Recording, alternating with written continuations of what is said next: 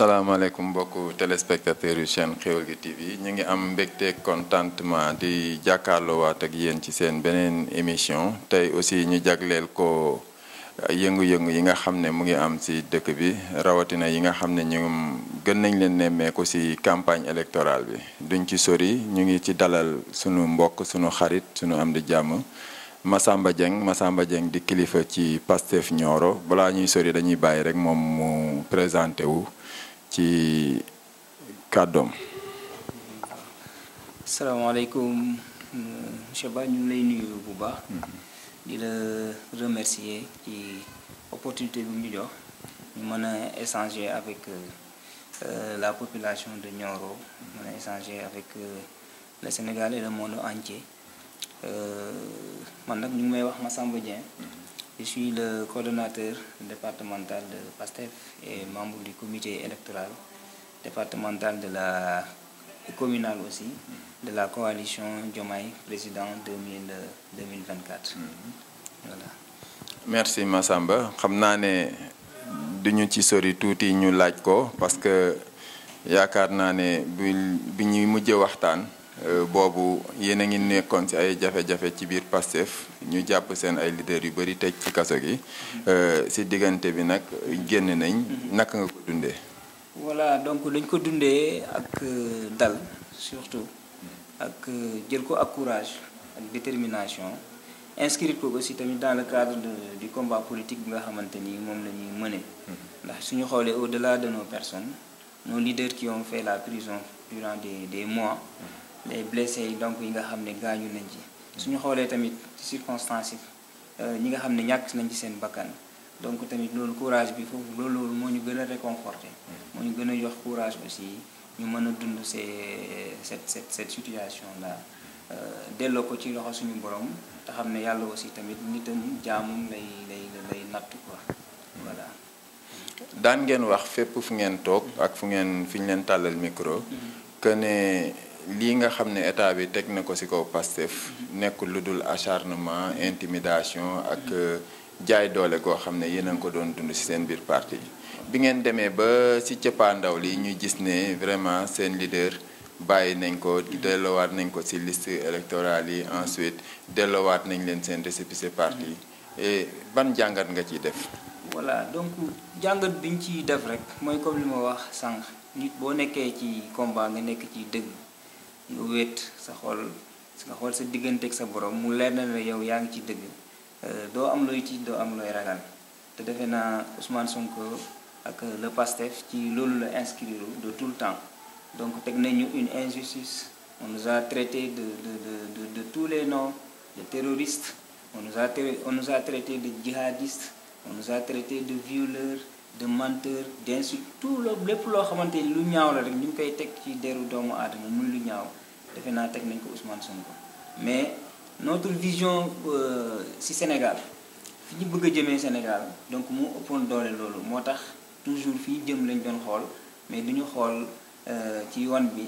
yenn yi nga xamante ni def ñuy tàddeel parce que olof da koy fayal di wax olof da naan booy yéeg garab ñu sànni la xeer nga wàcc fayu doo gaaw a yegg donc dañ doon encaisser di yéeg bi ñu yéegee ba yegg nag la vérité s'est révélée que ni tey jii toll nañ foo xamante ni tey ñoom mënatuñoo dem parce que lépp li nga xamante ni tegoon nañ ko comme stratégie wala plan pour anéantir ce projet là lépp dafa mujj tombé dafa mujj échoué donc li ñu dem mënoon def ñoom ñun appréciation bu ñu ci am mooy il voulait vraiment rafetal seen fin de règne seen fin de pouvoir mais profité waale ci aussi tamit pour jéem a protéger ñi nga xamante ni ñoom la ñu àndaloon ñoom ci jëf yu ñaaw yi nga xamante ni def nañ ko jëmale ko ak injustice ñu jëmale lépp ci population bi pour mën a am une certaine protection moo taxoon ñu def loolu noonu annuler lépp anéantir lépp voter une loi d'amnistie delloowaat ko ci fichier électoral bi donc ñu am ci kontaante am ci mbégte kontaante beeg mbégte bi nag dañ koy analyser sur deux angles benn angle bi mooy gëmoon nañ ni ñu ngi ci dëgg te dëgg mooy mujj beneen bi aussi tamit dinañ gis ne rek ni ñi nga xam ne ñoo ñu teg lii nii mënuñu woon procéder autrement gannaaw bi nga xamante ni jéem nañ seen pexe te seen pexe bu sotti woon tey amoon na du ñu yegg si fii nii mais Dieu a fait que seen pexe mujjul sotti lépp échoué tey ji yàlla defal ñu ndam defal ñu victoire donc loolu ñu wane ko ci lépp li nga xamante ni tey foofu lañu toll ko ci campagne bi ñu nekk nii. ngeenoon dem campagne ak seen candidat muy Diomaye ndax xaaroon ngeen ne Diomaye mun na nekk seen candidat ci biir Pastef. bon man nag personnellement foofu dama ci am benn tranquillité d'esprit parce que samay xarit ñi ma daan waxtaanal ñu bari dañ daan waxtaan ba ci kanam di discuter di échange damay bàyyi ñu développer lu bari parce que le candidat Bassirou Diomaye Diakhar Faye dafa am lu ñu xam ci moom du tuuti ci parti bi ci un vécu boo xamante ni am nañoo ko ak moom ci parti bi ci benn intégrité bu mu am ci benn loo xamante ni daal maanaam jagle la lañu si ñu ko mën a waxee noonu comme ni ñu koy xoolee ci Ousmane Sonko yàlla da ko defal benn jagle mu nekk ndaw boo xamante ni nekk ndaw bu dal ndaw bu teey ay dimension daal boo ko doon décrire tey day jafe sax pour nga trouver les mots pour maanaam mën a décrire ses qualités toujours dañ daan discuter ak sama gars yi dama leen daan bàyyi ba ñu waxtaan ba pare ñu ne plan B mën leen y a pas de le plan B c'est Bassirou Diomaye Faye parce que man j'en savais quelque chose parce que j'avais une conviction intime au plus fort au plus profond de moi-même que ni c'est Diomaye que Sonko va choisir ñi may seetaan peut-être bu ñu dégloo vidéo bi dinañ xam lañ may wax moo tax amuñu ci benn mbetteel mu ñëwee aussi tamit dafa gën a réconforter l'engagement politique que nous avions parce que nous daf ñu fekk ci benn kii boo xam ne nii on s'est dit que ni ça sera l'aboutissement du projet parce que Ousmane Sonko dafa am lu mu jàngalaat à la face du monde au-delà de sa personne c'est pas sa personne qui l'intéresse le fait d'être président sonalu ko mais leneen rek moo ko sonal mooy le Sénégal pour que ce pays change et c'est pour cela que mu jël décision yi nii ba ce choix là mën a aboutir si Bassirou Diomaye et je pense que les Sénégalais commencent à découvrir qui est Bassirou Diomaye Faye ci ñi ko xamul woon voilà. ok mais seen adversaire yi ñoom ñu ngi naan amul expérience ñu ngi koy remettre en cause daal par rapport parce que parti aussi ak Sénégal dafa wuute. waaw bon de toute façon foofu li ma ci mën a wax mooy li ma wax rek méconnaissance ñàkk a xam nit ki mais ñi ko xam nañ ne Diomaye yàlla def na ci moom capacité yoo xamante ni tey waxuma la diriger réew sax mais leneen lu diriger réew sax mën na ko mais toujours rek xam nga ton adversaire il cherche toujours à te décrire d'une certaine manière à te décrédibiliser de telle sorte que nit ñi dinañ la yàq xelu nit ñi désorienter leen ba mën a andi jiixi jaaxa mais tout le monde ñi xam Diomaye xam nañ ne il a plus que des capacités pour diriger un pays diriger pays moom du doon problème ci moom d'autant plus que Pastef je l'ai toujours dit c'est un projet c'est pourquoi Ousmane Sonko mu reculer jiital Diomaye et on va dire ça sera une gouvernance d'ensemble boo xamante ni tey à côté de Bassirou y aura le président Ousmane Sonko et il y aura toute une équipe c'est pas seulement les deux parce que Pastef dafa am ay potentialités yoo xamante ni tey gars yi mën nañu ko xam je vais faire une petite digression sax boo xoolee tey même pour ne pas révéler sax nos stratégies et nos capacités parce qu'on est en face d'adversaire mais pour vous dire que Pastef dafa am loo xamante ni tey les gens duñ ci mën a rendre compte ni même ci élections yi nii c'est après les élections que les gens se rendront compte de réellement du projet Pastef moo tax sur ce point ñun dañ ci am xel mu dal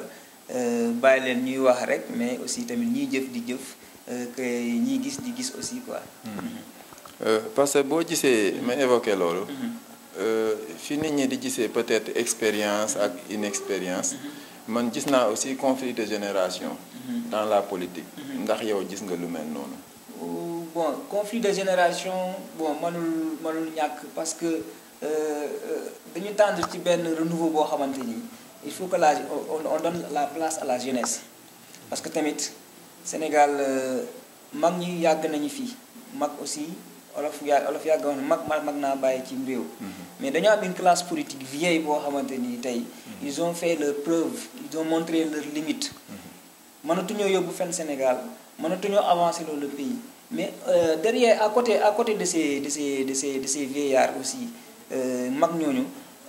yàlla daf mu am une nouvelle génération boo xamante ni Pastef aussi contribuer ci lu bari parce que yàgg nañ di ko dégg ñu koy wax Pastef a révolutionné la manière de faire la politique au Sénégal c'est une révolution en quelque sorte bu gane ci politique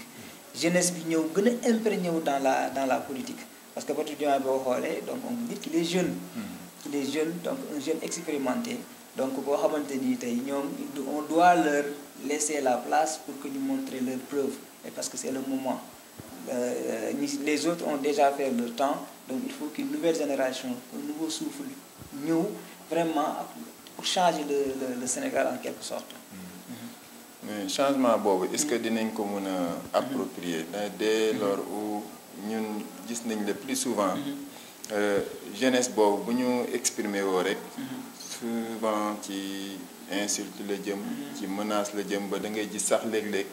suñu kilifa yi di ko wax ku ciy wax rek da ngay dégg ne maa ngi wax waaye xam naa ne léegi ñu saaga ma. waaw donc il faut aussi tamit faut ñu def très attention faire la part des choses parce que toujours ñun dañuy xool suñu bopp ne ñu ngi ci parti bi mais duñu saaga su ma ne suñu bopp duñu saaga duñu dugg ci yenn yi mais il y a tant d'autres parmi nous yu nekk ci parti bi mais nag y a une nouvelle génération boo xamante ni tey une génération pas nouvelle sax je dis en quelque sorte une génération boo xam ne tey mu ngi fii tey li nga fi leen état waroon féetee ci wàllu en termes d'éducation en termes d'espoir et d'avenir loolu yaakaar boobu yëpp dafa tas quoi en quelque sorte mais on ne peut pas ñu jël loolu yëpp étiqueter ko Pastef c'est à deux niveaux le parti Pastef tey boo ko xoolee il regorge tey de d'hommes intègres d'hommes yoo xamante ni tey disciplinés corrects ay nit ñoo xam ne ay liggéeykat lañ mais à côté il y a des sympathisants du Pastef là on l'avoue quand même bon il y a des sympathisants du Pastef des fois ñoo xam ne ni ils se réclament de Pastef dañuy saaga mais c'est pas l'entité c'est pas l'appareil tey jii nii moo leen di saagaloo wala l'entité tey moo leen di waxloo yenn yi mais ce qu'ils font ils le font d'eux-mêmes seen initiative personnelle la ñuy jël di des fois di exprimer d'une certaine manière mais loolu lépp aussi dafa am lu ko waral parce que tey ñu yor réew mi am na doxalin bu ñu doon am tey maanaam day refléter ci fonctionnement société bi voilà mais loolu nag moo xaw a manqué moo tax tey jii ces jeunes là qui se réclament bon de peut-être qui se disent sympathisants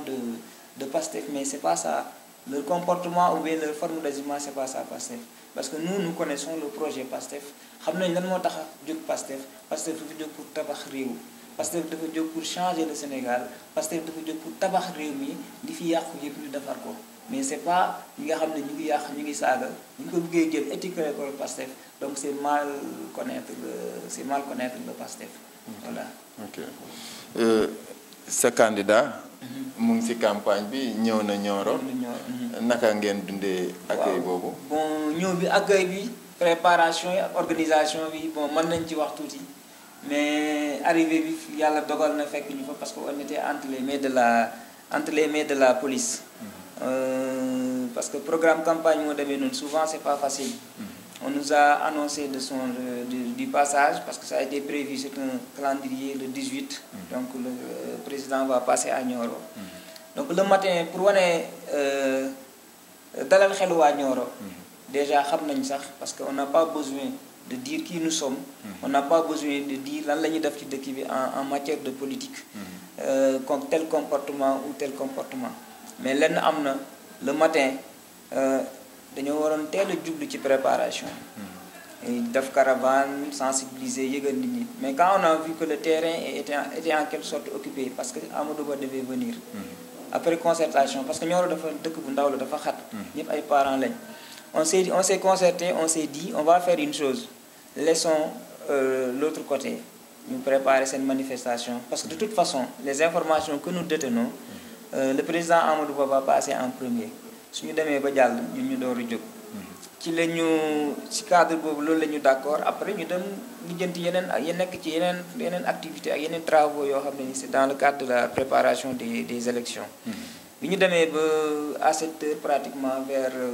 17 heures passées le président Amadou Ba jàll bi mu demee ba jàll nag bay ñoom seen militants yi commencé ñibbi ci la ñu door a dem jël pick-up bi monter sonorisation boobu log bi ci desoon bariwul def un petit tour sensibiliser la population donc bi ñu dogee ñu defaat un petit tour bi ñu paree 21 heures déjà le rond-point était déjà envahi. Ñun déjà ñi génn rek ñun ça nous dépassait parce qu'on n'attendait pas à cette heure-là. xamaguñ ndax caravane mu ngi dugg si Nioro wala parce qu'ils nous avaient dit qu'ils étaient au croisement Diaroumé. ci la ñu ne voilà donc comme les gens sont déjà là donc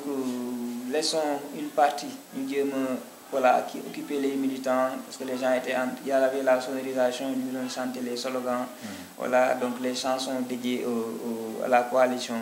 Nous dem fële au niveau de la douane. Bon après quelques minutes un gars nous est trouvé là-bas pour nous dire que il faut venir parce qu'il y a des affrontements. On s'est dit naka dafa affrontement mën a amee parce que xaaruñ ko woon sincèrement. ñu ñëw bu ñu ñëwee ba devant la police j'ai demandé aux policiers qu'est-ce qui s'est passé. Il m'a dit que des gens nous ont trouvés en train de prendre le dîner après ils ont jeté des pierres. Bon j'avais autour de moi gisuma kenn. Je me suis dit il y a quelque chose parce que s'il y a des gens qui osent jeter des pierres au niveau de la police. Ça veut dire que il y a des gens qui sont en train de nous saboter. De saboter notre manifestation.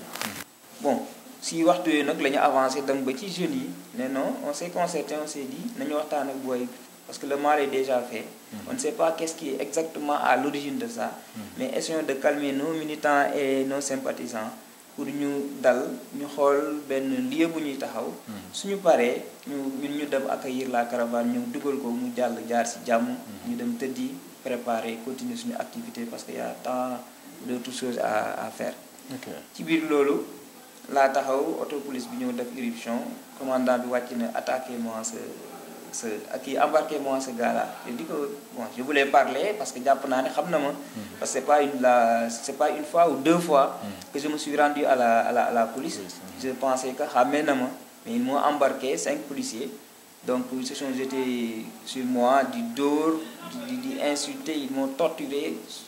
assez mais li gën a ñaawal sama xel ils ont interpellé 2 autres gosses. Interpellé waat keneen donc beneen Niorois mais il leur a avancé un nom pour leur dire que man maay tëgg làmb yi fii man affaire laa bokk grand xanaa xamul ñu wàccee ko et je me suis dit mais tiens suñu demee ba ñu jàpp nit mu ne leen donc affaire la bokk donc ça veut dire que la chose elle est politique. mais yow kii wax loolu xàmmee nga ko identifié nga ko. Je connais son nom. Je ne veux pas citer son nom dans l'émission. Ah non, mais dama bëggoon nga may ko waa Xeweul gi TV aussi. Bon, je peux dire son nom. Il s'appelle El Hadj Ndiaye. Il a dit que man la El Hadj Ndiaye may tëgg lamb yi. Voilà, donc je suis de l'APR grand xanaa xàmmee woon man manifesté wu ma. ñu wàccee ko. ñu jàppaat beneen gosse bi ne a dit à l'un des policiers que man maay sa bailleur maa la loué.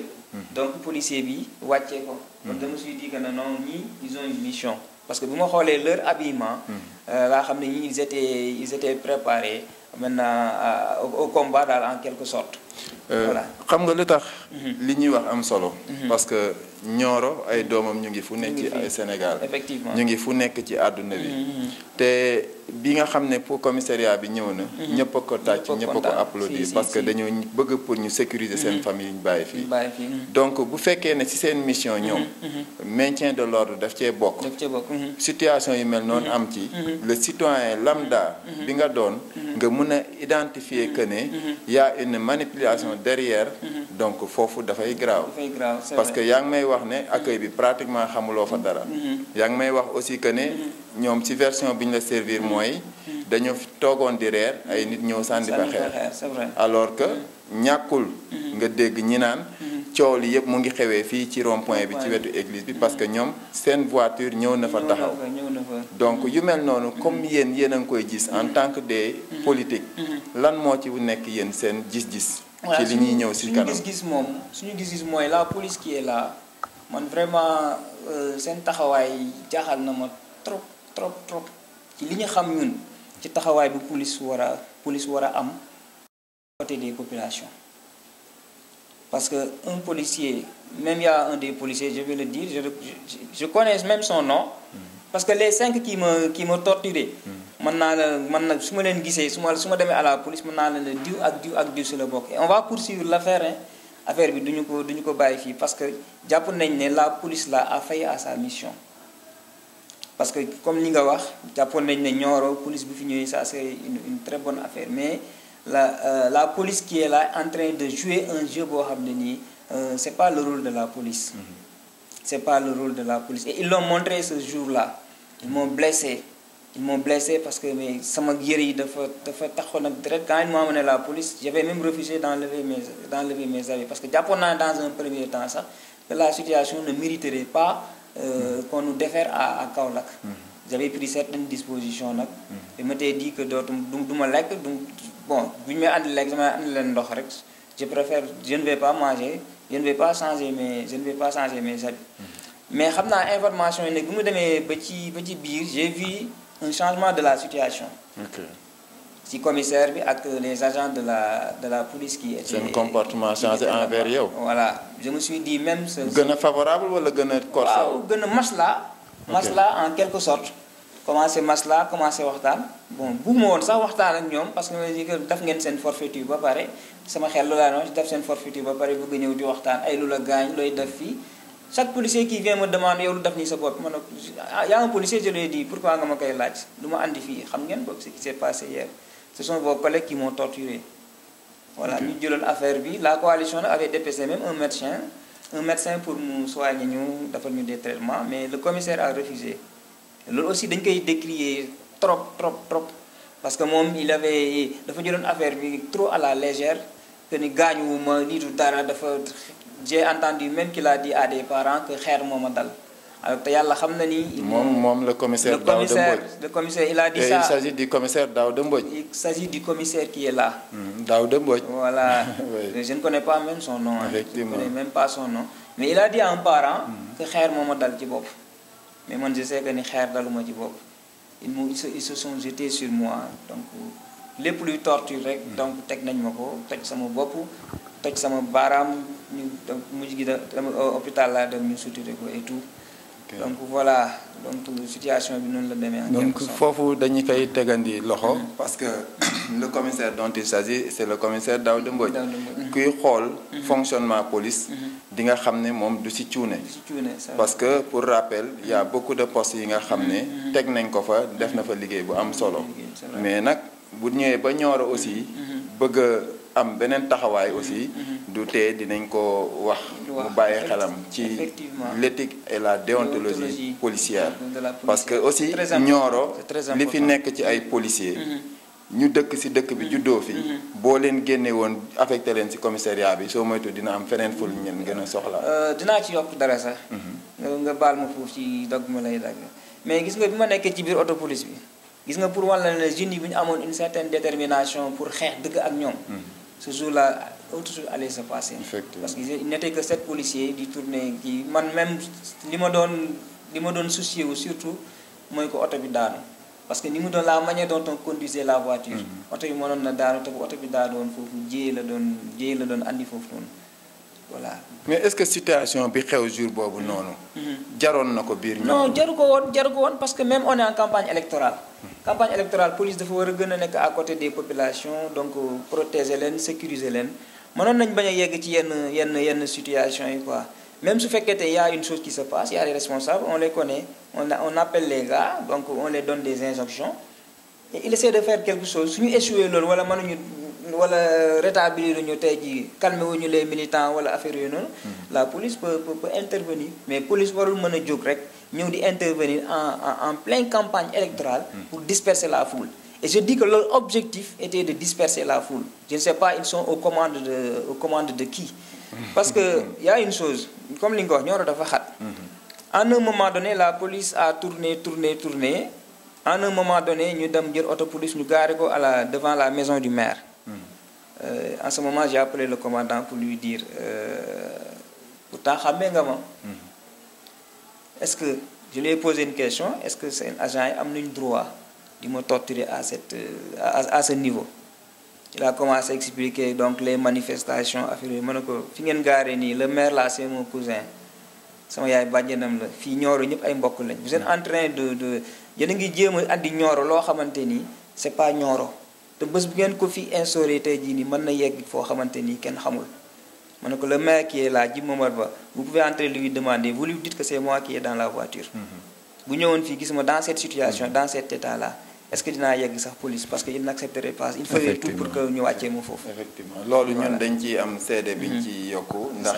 ñu bëri bi ñu nee Massamba lañ jàpp. Effectivement. dañu ne mais comment ça fait dire que ñu jàpp Massamba. effectivement ñenn ñi ñun ñëpp xamante nañ ñoo fi màggandoor xam nañ ne Massamba néegu la sax. yëkkati lu métti teg ko ci kaw mala waxantuma ak doomu aadama. loolu yàlla moo ko def. on a été toujours non violent parce que boo xoolee dans la localité. Chaque fois qu'il y avait manifestation même à l'intérieur du pays, nous on tenait compte des réalités de la localité. Effectivement. Parce que dëkk bi dafa ndaw quoi. On est dans une petite localité. dañuy bàyyi xel réalité yi. Des fois même des gens se préparaient à faire certaines choses. pour coller ko au nom de Pastef. Même nos manifestations bu ñu doon wax waajal manifestation pacifique sax les gens se préparent pour faire des choses mais chaque fois yàlla daf ñuy dimbali. dëkk bi moo ndaw l'information ça passe rapidement. Effectivement. lépp lu ñu nar a def rek da ngay dem ba da ngay am information bi à temps bu ko defee nga jël ay dispositions. lu ne wax nañu ko da ngeen a ragal da ngeen a tàppet parce que ñoo la doo xeex. mais ñun on savait ce qu'on faisait. Effectivement parce que réalité boobu mooy définiroo ci benn kër mën nga fa fekk ñetti parti ñetti responsable donc tout ce qui se fait. manipulation bu am rek suñ la nee lii la rek day nekk ne. man c'est le cas chez moi. man je suis de Pastef. Donc j'ai des parents qui sont dans d'autres partis. Dans la même maison, mais nous on n'a pas ce problème. Parce que dëkk bi moo ndaw les liens de parenté ça surpasse dafay dépasser li nga xamante ni mooy l'appartenance politique. Parce que appartenance politique il y a un temps de la politique. Ce temps-là su jàllee dañuy jublu ci il y a d'autres temps yoo xamante ni tey voilà donc ñoom ñooy taxaw les liens de parenté. donc yooyu yëpp dañ koy sàmm di ko kii saa su ne quoi. ok donc ñu ngi woon ci bavure yi nga xam ne def nañ ko ci yow. bon am na ay kilifa yoo xam ne jógoon nañ pour dem doxi tànk jàmm. ki nga xam ne ñi nga xam ne interpellé nañ ma ci pour informer ma dañ leen wax ne ñoom dañuy jàllale dossier bi. donc bu ñu lay déféré cela veut dire que kon am na dossier bi ñu la defal. voilà ba nga prendre connaissance ak dossier bi lan ak lan lañ la bindal. bon j'étais surpris. trouble à l'ordre public, participation à une manifestation non autorisée. Donc, bu ma liree affaire bi daf ma jaaxal quoi. En période de campagne électorale. Donc, quand on te taxe de participation à une manifestation non autorisée, comme si on n'autorise pas en campagne électorale, on n'autorise pas aux gens de sortir, on n'autorise pas aux gens de communiquer avec la population. Parce que c'est ça l'objectif de la campagne. Communiquer avec la population en termes d'image, en termes de programme. wax nit ñi aussi tamit lan mooy programme candidat bi lan wane image am nit ñi xàmmee ko pour nga mën a sàkku ëllëg ñu voteel la. Donc en ces périodes là warul woon mën a am ces accusations là di ko jël di ko teg ci noddu nit ki. Voilà pour rien que rek pour fexe ko je sais pas quoi. Donc mooy trouble à l'ordre public participation à une manifestation. Voilà à une manifestation. lu la ci gën a surprendre ci chef d'accusation yi des na de wala. Bon principalement deux yooyu la woon sauf que j'ai lu le PV c'est ce que j'ai constaté quoi. Participation à une manifestation non autorisée, trouble à l'ordre public. Voilà donc je pense il y a une partie où dit que donc ils sont en train de chercher des preuves de police scientifique avec ça me dépasse quoi comme si les gens avaient peur d'avers eux ou bien utiliser des choses yoo xamante ni vraiment ça nécessite qu'une police scientifique technique je sais pas intervienne pour voilà chercher quoi que ça soit donc ça veut dire qu'il y a des accusations graves yoo xamante ni jël nañ ko teg ko à notre endroit voilà. Lorsque j'ai lu le PV aussi, bon, j'ai essayé de poser des questions parce que on nous avait pris un avocat, quoi. Mais on avait la certitude que ce dossier-là ne pouvait pas avoir une certaine envergure, quoi. Et puis, au niveau, devant le procureur aussi, cela a été le cas. Le dossier a été classé sans suite. Donc, nous sommes procureur. Voilà. Le procureur nous a interrogés sur les faits. Donc, devant notre avocat. Voilà, donc on a répondu correctement aux questions qu'il nous a posées. Voilà, et après par la suite, il a classé le dossier sans suite. ñaata ngeen woon yéen ñëpp. Voilà, on était 4. Mais yeneen 3 yi nga xam ne déféré nañu ñooñu sax bon peut-être ils sont des sympathisants mais kenn ki c'est un carreleur je pense moom ci këram lañ ko jàppee. Il leur disait même que ni man sama soxna dafa feebar sama doom dafa feebar. ñu kii ko ñu jàpp ko yóbbu. keneen kii aussi dañ ko interpellé noonu bu man maa ngi tëdd je vais pas vu tellement l'action comment ça s'est déroulé mais gis naa ñu jàpp ko dóor ko ci oto bi ne ko yaa ngi yor vinaigre da nga doon je sais pas si c'est des accusations wala yaa ngi yor vinaigre da nga doon manifester di ko dóor moom dañ koo dóor a dóor sax ba toj portable am dañ ko dóor a dóor ba toj portable am son portable était cassé. L'autre aussi bon nous avons tous eu des blessures mais nous avons pris nag les mesures nécessaires on a cherché des certificats médicaux et le dossier bon on compte vraiment suivre ce dossier là parce que duñ ko bàyyi noonu daal que des gens se jékki-jékki dal ci kaw ay nit avec toute cette furie si ñoo xamante ni sont pas violents duñu ay bandits ci ñoo xam ne duñu ay voyous y a une situation qui est dégénérée qu'on pouvait régler calmement que les choses reviennent à la normale loolu moo waroon nekk rôle police mais pas ñëw di dal ci kaw nit ñi di leen dóor di leen maltraiter di leen saaga un policier même a insulté tous les enseignants parce qu'il a dit même yow moomu di ma xool tu es un professeur ou bien tu es un insulteur après insulter quoi je me dis mais qui est-ce qu'il a compris quelque chose mais je les connais tous Okay. Je les reconnais tous et ce dossier sera suivi avec l'appui de la coalition du parti on portera plainte quoi parce que mënuñu bàyyi ces choses là se déroulent beneen yoon ils vont faire pire voilà. ba loolu yëpp passé lan moo nekk li gën a dal seen xel li ngeen gën a téye que ne moo waral loolu yëpp am ci situation bi bon acharnement bi menace bavure bi je peux dire que y a la jalousie parce que lu ma ne y a la jalousie mooy donc mobilisation bi ñu gis mosul am Nioro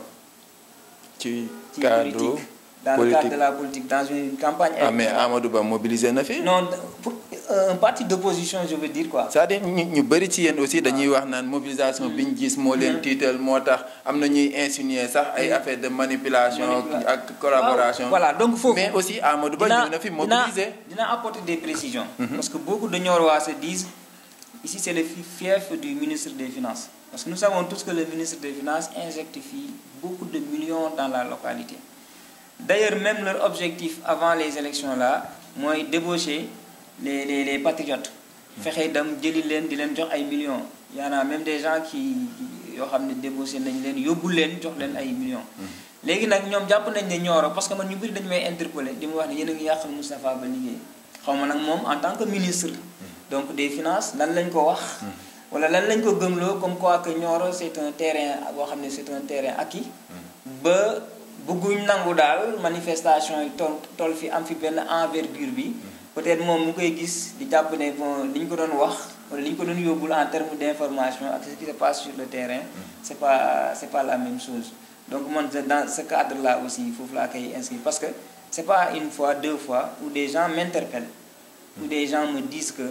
yéen a ngi yàqal ministre bi ma leen yàqal ministre bi dans quel ñun bi ñu engagé en politique dañoo xam le ministre on a fait un choix et ce choix là mën nañ ko justifier en termes d'engagement pour notre pays en termes d'engagement pour notre localité en termes d'engagement pour changer le Sénégal donc ça ne veut pas dire que les ministres qu'ils injectent des millions que toute la population doit se plier devant lui lu mu def rek noonu la donc loolu mënul am fenn man c'est ce que je me suis dit que ni xaj na mobilisation bi jaaxal na leen mbooloo mi bari na enthousiasme bi vraiment ak nit ñi ni ñu doon génnee te candidat bi yegg seegul sax affaire bi donc je me suis dit ñii peut-être ils se disent que ni nañu tas affaire bi rek jéem a décourager yi coalition bi mu ñëwee du fi fekk nit mais d'après les informations que j'ai eues caravane bi jaar na fi 4 heures du matin mais ils ont trouvé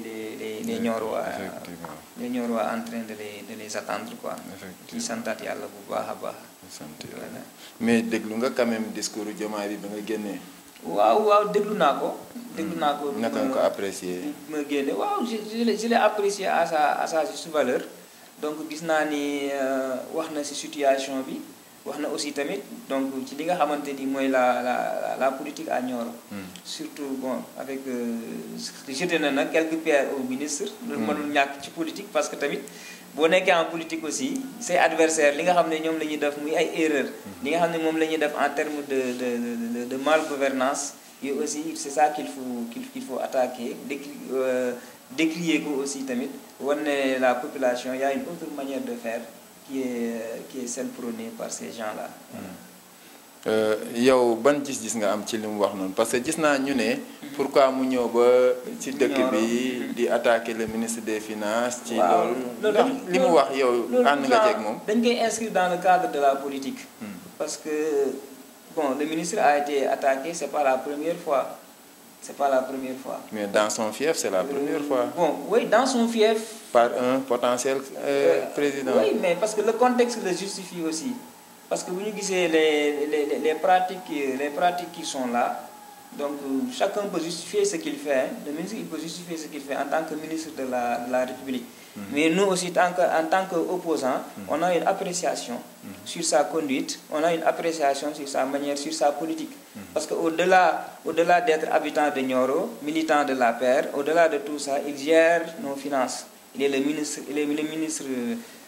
des finances donc il gère nos finances donc te mu ngi koy gérer bu baax. mu ngi koy gérer bu baax bon on ne peut pas dire que mu ngi koy gérer bu baax bon am na loo xam ne aussi tamit on peut le témoigner pour lui. C'est un travailleur mais il a des pratiques yoo xam ne nii qu'on n'approuve pas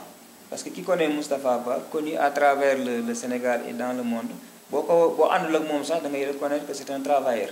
mais nag nit ki dina nekk un travailleur mais su duggee ci dans le cadre politique tey dama dem ba adopter des pratiques yoo xamante nii. donc day yàq liggéeyam te pratique yooyu nga xam ne nii adopté na ko aussi. di ko comme yan pratique lan yan pratique bon c'est des pratiques parce que yow aussi fi nga dëkk Diomaye xëy na dafa waxee ci niveau bi mu nekk. mais yow aussi fi nga dëkk. ce sont des pratiques que nous jugeons malsaines donc la vieille politique mooy jël xaalis di distribuer jël l'argent du contribuable di ko def di ko yóbbu foo xamante nii peut-être mën nga ko orienter dans d'autres niveaux yoo xamante ni ça serait plus rentable à la population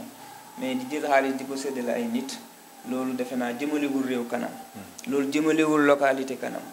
jël ay millions di ko maye di ko joxee ni à longueur de journée defe naa loolu ku ñu ko wax sax li nga xam ne lii c'est pas quelque chose qui est normal ça ne devrait pas être la situation donc je pense qu'il a intérêt à revoir sa posture parce que nit ki boo demee ba nekk ci dëkk aussi nekk ci réew ñu nangul la sa xereñ nangul la sa mën liggéey boo demee ba dugg di verser aussi yenn pratique yoo xamante parce que politique moom boo si xasee ba dugg rek dugg nga ci politique ça dépend nag comment tu vas te comporter en politique ni nga meloon ba nit ñi naw la si sa mën liggéey ba nit ñi naw la si sa xereñ ak yooyu est-ce que ce sont ces mêmes comportements ces mêmes habitudes moom nga continuer mais boo changer en politique aussi tu es dans le terrain sur le terrain de la politique les gens vont t'attaquer politiquement donc Diomaye li mu def noonu aussi il est venu ici parce que il est très informé les gens sont informés gis nañ ni buñ ne tey politique Nioro donc tout ce qui se passe ici mënoo ci génne Moustapha Ba voilà donc du coup voilà il fallait que donc li mu wax noonu c'est pas lui seul qui l'a dit donc même kii bi mu évoqué noonu di Marie Sagna wax na ko fi d'autres Sénégalais l'ont souligné donc et les gens savent que c'est pas des pratiques yoo xam ne commencé na si moom c'est pas lui qui l'a initié mais c'est des pratiques qui sont là que nous combattons que ñu bëgg askan wi moom di jëm ci askan wi ñu delloo ko ci askan wi donc voilà mu mën ko jëriñoo quoi en quelque sorte voilà en tout cas kontaante di la dalal fii ci Xéweul gi TV fii nga xam ne lépp fi lay leeree ku bëgg information bu baax bi macha allah da nga koy jàpp abonné ci su ko defee nga ñuy suivre dañ lay bàyyi rek nga ñëwaat ci li nga xam ne peut-être laajuñ la ko te nga bëggoon ci ñëw waaw donc xam naa temps bi c'est précieux li ñu bëggoon wax yëpp mënuñu ko wax bëggoon nañu développer ci yeneen point mais actualité bi obligé na ñu dugg ci li nga xamante ni moo xew en temps de campagne électorale di leen remercier aussi ci seen taxawaay parce que gis nañ seen taxawaay ci dëkk bi participer au développement de Nioro sur tous les plans donc yéen a ngi koy wane yéen a ngi koy dox loolu dañ leen ci sant di leen ñaanal seen entité bi dem ba nekk une télévision boo xamante ni une télévision locale nationale et internationale voilà ba yegg